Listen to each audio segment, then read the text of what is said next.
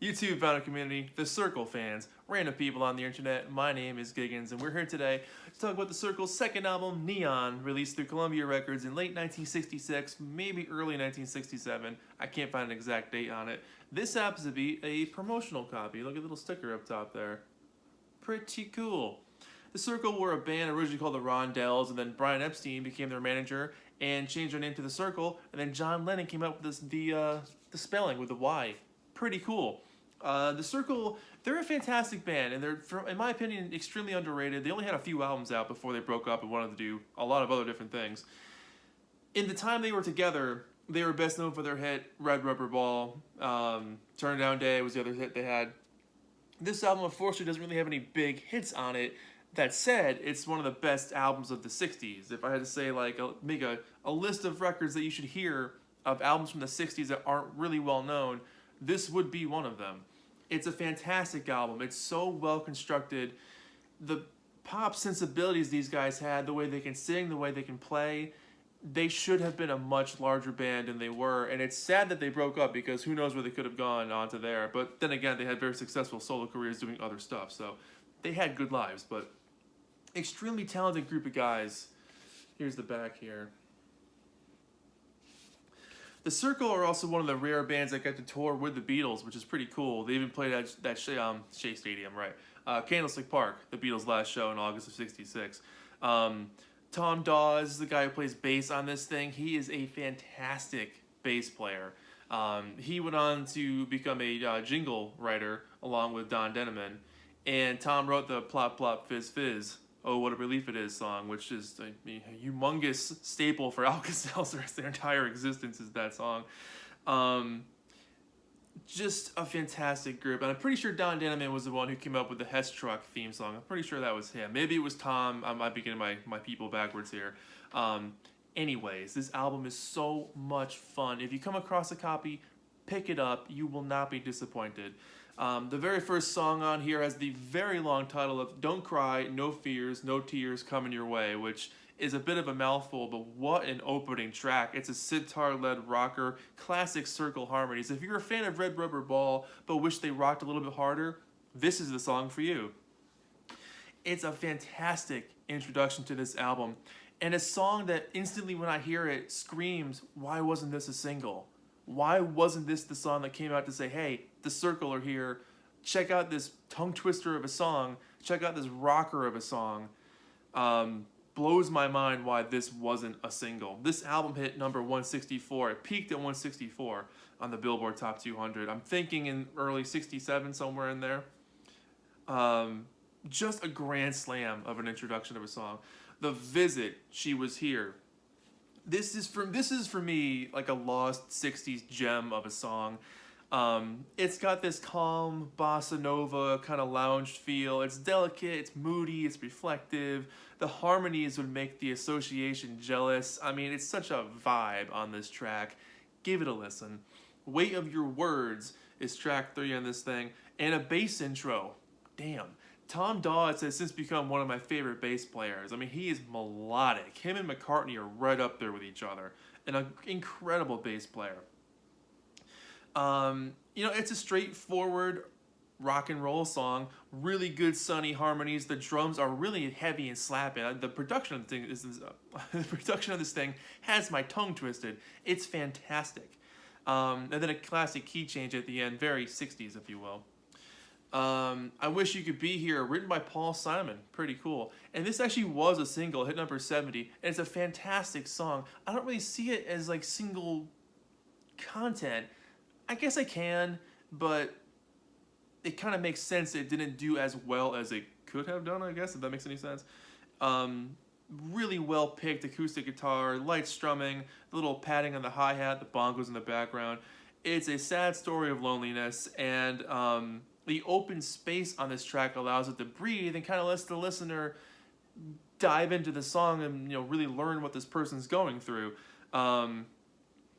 The bass on it for me really is straight out of Paperback Writer, which is funny for me to say something like that because the song itself is so delicate in its pacing and its articulation. It's just a fantastic track.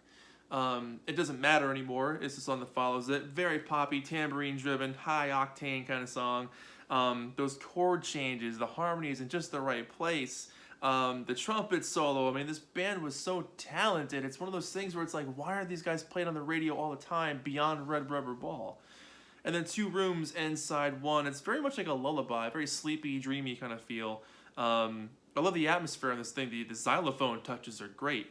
And it's a very gentle delivery on this track. It's short and sweet, and it disappears at the end of Side 1 here. It's a very quick song, but I love it. Track 1 on Side 2 opens with Our Love Affair Is in Question. It's like right classic Cyrkle moment here. The drums on this thing for me sound like if Bo Diddley was a drummer. It's a very odd time, well, it's not an odd time signature, but the offbeat kind of thing is great. Classic rolling bass, very Ticket to Ride kind of guitar riffs here. Upbeat, catchy, enough twists and turns to keep you interested the whole time. Plus that trippy piano solo is great. I'm happy just to dance with you. I love this version of this song, the classic Beatles track sung by George on A Hard Day's Night. This version is equal to the Beatles version. If you put this on, you'll be just as impressed with this version as you are with George singing it. A very unique spin, lots of sitar on it, incredible harmonies. There's just magic sprinkled all over. They took a great track and did their own take with it, which is not an easy thing to do, considering how the Beatles songs are so structured. But the good thing about them, if you've heard like Booker T and the MGs doing the Abbey Road album, Macklemore Avenue, you know that you can take those chords and go different places with them and still create magic. So they kind of nailed that with this one too. Problem Child is a loose sort of sea chanty of a song, something that Love and Spoonful would have done. You know, it's very vaudevillian, if you will. It's kind of sloppy, it's kind of rollicking. It's a lot of fun. You know, it's a good listen. The next track on here, Please Don't Ever Leave Me, was actually also a single, hit number 59 of the charts. Very Jerry and the Pacemakers for me on this one. And I mean that in a positive way. I love Jerry and the Pacemakers. It's upbeat. It's got pretty simple lyrics. You know, nothing too complicated here, which I think is what made it safe to be a single. But total earworm. And the album ends with I'm Not Sure What I'm Gonna Do, which is very Red Rubber Ball on this one. And Red Rubber Ball, what I meant to say. I love the guitar riffs, the vocal layering, the atmosphere, the optimism. The whole track is going to stick with you the whole time. Absolutely love it. So let me show you the back cover a little bit closer. And I'll show you that sticker a little closer too. Is it on there? Ah, the lighting. All right, how about that?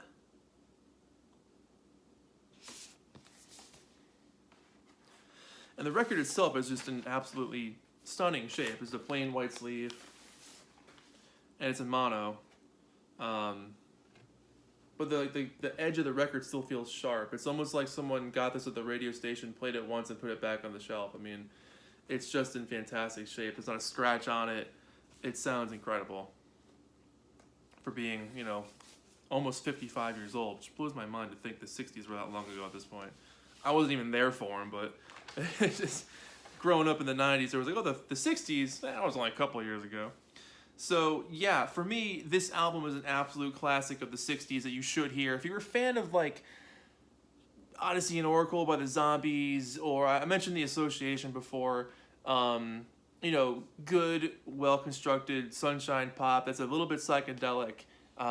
Neon by the Cyrkle is an album you absolutely need to hear.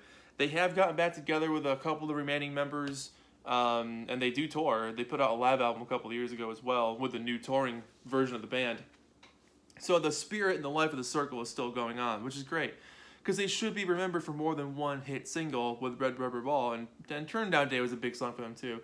But this album, man, pick this up. If you're curious about hearing actual albums from singles bands, you know, this is one of those albums that you will really, really enjoy. If you like 60s rock, sunshine pop, a little bit psychedelic, excellent harmonies, well-constructed songs with a lot of heart and soul, and very well sung, The Cyrkle, Neon, this will be your new friend.